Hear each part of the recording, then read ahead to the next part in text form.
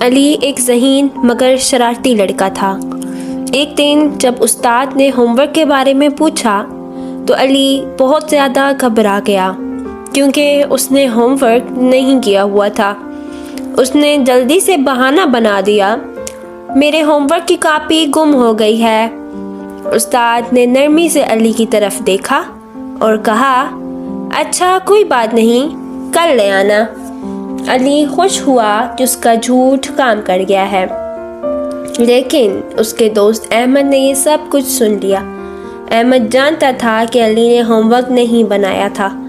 اگلے دن احمد نے استاد کو سچ بتا دیا۔ استاد نے علی کو بلایا اور نرمی سے کہا، بیٹا سچ ہمیشہ اچھا ہوتا ہے۔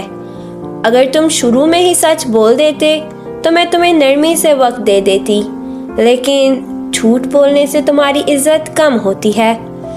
علی کو اپنی غلطی کا احساس ہوا۔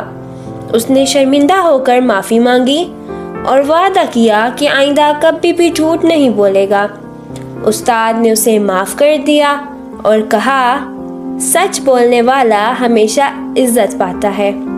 سبق: سچ بولنا ہمیشہ بہترین راستہ ہوتا ہے، اور جھوٹ سے فائدہ تو ہو سکتا ہے لیکن سچائی ہمیشہ جیتتی ہے۔